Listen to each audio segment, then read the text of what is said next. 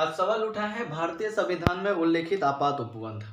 अब तक जिसने भी जगह आपने पढ़ी है वो सिर्फ बताता है कि भाग 18 में अनुच्छेद 352 से 360 के अंतर्गत आपात उपबंध के बारे में चर्चा की गई है। उसके बाद उससे आगे विस्तार कर दिया जाता है। लेकिन एक बहुत ही कठिन प्रश्न जो कि चर्चा नहीं होती है, क्यों? के एम आयंगर, के एम मुंशी का नाम सुने होंगे, तो के एम मुंशी नहीं, के एम आयंगर नाम का एक व्यक्ति संविधान सभा में थे। उनका कहना था कि भारतीय संविधान में आपात उपबंध देना संविधान के साथ धोखा है। तो आखिर क्यों ऐसा उन्होंने कहा? जब अगर कहा तो फिर भी क्यों आपात उपबंध को लागू किया गया या लगाया गया, मतलब संविधान में शामिल किया गया? तो ये क्यों को लेंगे, फिर क्या है वो ले लेंगे, फिर उसका विस्तार समझेंगे, ठीक है, फिर लास्ट में हम लोग कंक्लूड कर लेंगे। तो ये सवाल जो है आपका विभिन्न राज्यों के पीसीएस एग्जाम, चाहे बीपीएससी हो, यूपीपीएससी हो, आरएएस हो, और यूपीएससी में तो डायरेक्ट नहीं लेकिन साइड से पूछा जा सकता है। और जो पीजी का पोस्ट ग्रेजुएशन एमए का एग्जाम है, या UG under graduation graduation BA का एग्जाम, बीएससी बीकॉम का एग्जाम में जो एक जीएस का पेपर आ जाता है, उसके लिए बहुत ही इंपॉर्टेंट टॉपिक के रूप में बनता है। तो सबसे पहले हम देखेंगे कि क्यों। देखो, देश को असामान्य स्थिति से बचाने के लिए, या असामान्य स्थिति में, देश की असामान्य स्थिति में, समझने का प्रयास करना गौर से, देश को असामान्य स्थिति में संभालने के लिए, ठीक है, यह एक तंत्र है। तंत्र मतलब उपाय है। तो देश को जब असामान्य स्थिति से देश गुजर रहा हो, असामान्य स्थिति का मतलब हुआ कि ऐसी कोई स्थिति जिससे कि असामान्य स्थिति का क्या तात्पर्य होता है, अगला लाइन में आप लिख सकते हैं, ऐसी कोई स्थिति जिसमें देश के संविधान को, या देश को, संविधान को, अथवा राष्ट्र को ही, राष्ट्र की अखंडता, एकता या नागरिकों की स्वतंत्रता को क्या पहुंच रही हो, हानि पहुंच रही हो, या देश की एकता अखंडता जब दाव में आ जाए, ऐसी स्थिति बन जाए कि देश की स्थिति मतलब एकता प्रभावित हो रही हो, अखंडता प्रभावित हो रही हो, तो ऐसी स्थिति से निपटने के लिए जो है क्या जरूरी है, संविधान में आपात उपबंध की व्याख्या की गई, आपात उपबंध का उपाय किया गया। तो बातें क्लियर हो गई कि असामान्य स्थिति से देश को निकालने के लिए कभी ऐसी स्थिति बन गई जिससे कि मान लो देश की अखंडता को खतरा है, देश की एकता को खतरा है, या देश की संप्रभुता को खतरा है, ऐसी स्थिति से निपटने के लिए संविधान के अंदर एक व्याख्या की गई, एक उपाय की गई, जिसको हम लोग क्या कहते हैं, आपात उपबंध कहते हैं। यहां तक बातें क्लियर है। अब बात करते हैं है क्या ये। तो देखते हैं संविधान के भाग 18, संविधान का भाग 18 है कहां से कहां तक, अनुच्छेद 352 से 360 तक के बीच में, अनुच्छेद 352 से 360 तक के बीच में आपात उपबंध का उपाय किया गया है, आपात उपबंध का उपाय किया गया है। और ये 3 प्रकार के आपातकाल का वर्णन किया गया है। इसमें कितने प्रकार के आपातकाल का वर्णन किया गया है? 3 प्रकार का आपात का वर्णन किया गया है। पहला जो आपातकाल है वो है राष्ट्रीय आपातकाल।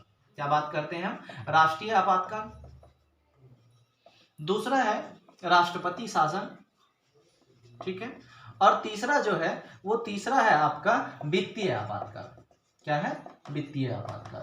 तो हम इन तीनों का अनुच्छेद देख लेते हैं। देखिए 352 है, ये आर्टिकल 352, अनुच्छेद 352, ये अनुच्छेद 356, 4 का अंतर, और ये है अनुच्छेद 360, ठीक है।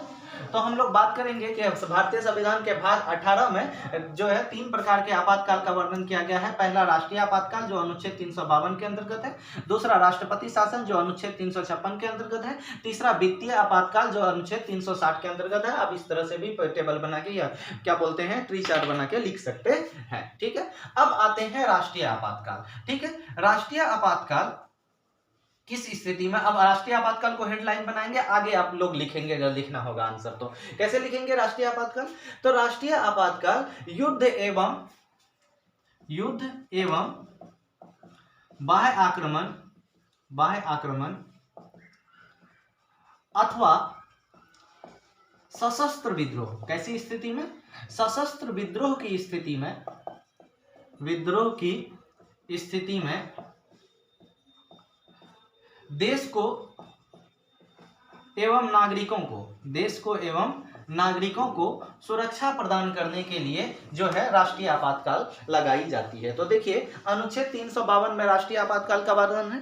कौन सा अनुच्छेद? देखो 3 प्रकार का आपातकाल, राष्ट्रीय आपातकाल, राष्ट्रपति शासन और तीसरा क्या है? वित्तीय आपातकाल। तो बात करते हैं राष्ट्रीय आपातकाल जो अनुच्छेद 352 में है। तो युद्ध एवं बाह्य आक्रमण अथवा सशस्त्र विद्रोह। देखो ये पहले सशस्त्र विद्रोह नहीं, जब मूल संविधान बना ना तो वहां सशस्त्र विद्रोह की जगह आंतरिक विद्रोह का लिखा हुआ था। लेकिन 44वें संविधान संशोधन 1978 द्वारा इस आंतरिक विद्रोह को हटाकर क्या कर दिया गया? सशस्त्र विद्रोह कर दिया गया।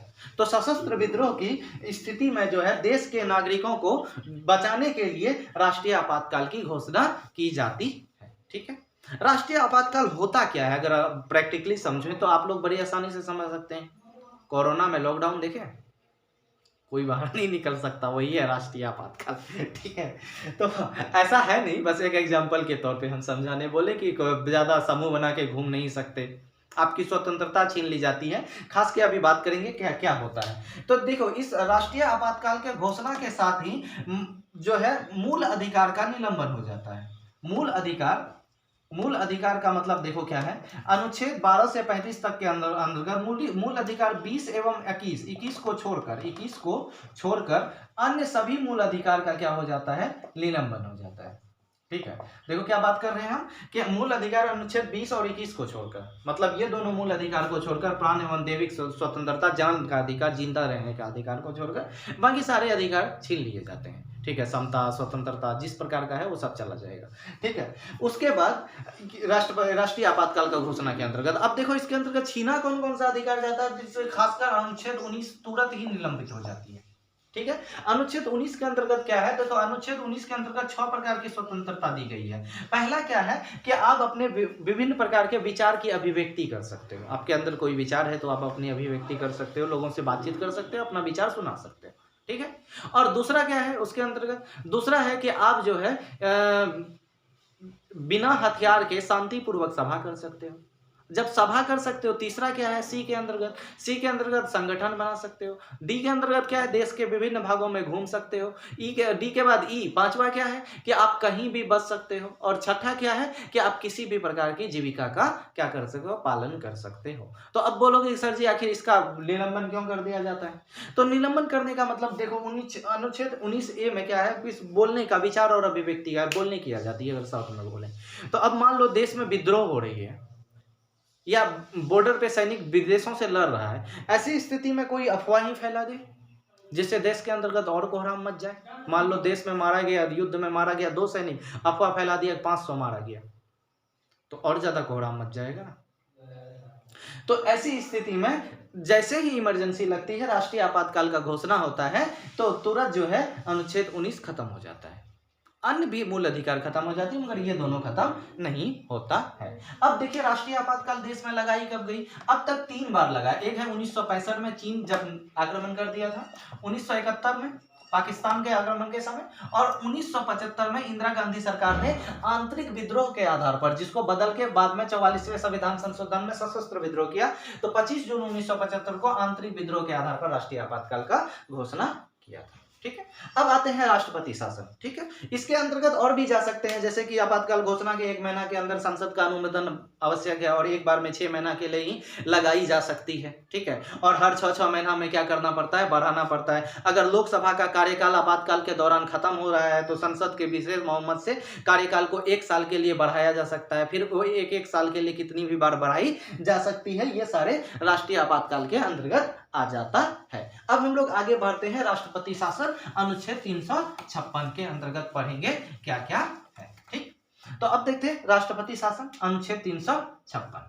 देखिए राज्य के अंतर्गत राष्ट्रपति शासन कहता है जब राज्य का संवैधानिक तंत्र विफल हो जाए, मतलब राज्य सरकार संवैधानिक तंत्र जो मुख्यमंत्री है वो विफल हो गया, वो काम नहीं कर पा रहा है, जिस कारण राज्य में विद्रोह वगैरह स्थिति उत्पन्न हो गई, तो राज्य की संवैधानिक तंत्र की विफलता पर राज्य में अनुच्छेद 356 के अंतर्गत क्या किया जाता है, राष्ट्रपति शासन लगाया जाता है और उस समय राज्यपाल राष्ट्रपति के प्रतिनिधि के रूप में राज्य में शासन करता है। और ये विभिन्न समय में अलग अलग जगह लगाई जा सकती है। जैसे पंजाब में सबसे पहले क्या जो है राष्ट्रपति शासन लगा था और सबसे अधिक लंबे समय तक पंजाब में ही लगा रहा। उसके बाद सबसे अधिक बार राष्ट्रपति शासन जो है उत्तर प्रदेश में लगाया गया है। ठीक है, तो राज्य की संवैधानिक तंत्र की विफलता पर राष्ट्रपति शासन लगाया जाता है और ये कोई खास बड़ी बात नहीं, लगते रहता है। इसका छोटा रूप धारा अनुच्छेद 44 देख लो।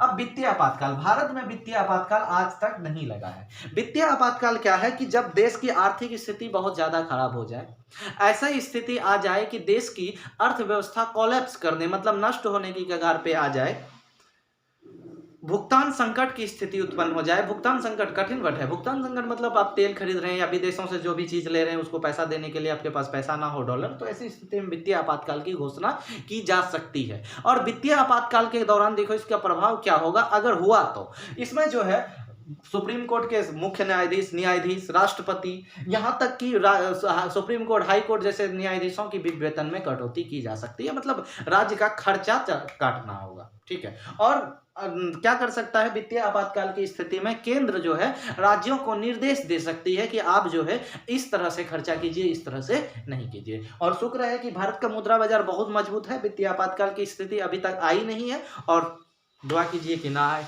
जैसा कि अभी श्रीलंका या अफगानिस्तान की स्थिति है, ऐसा ना हो। तो आप लोगों को आपातकाल के बारे में समझ में आ गई होगी।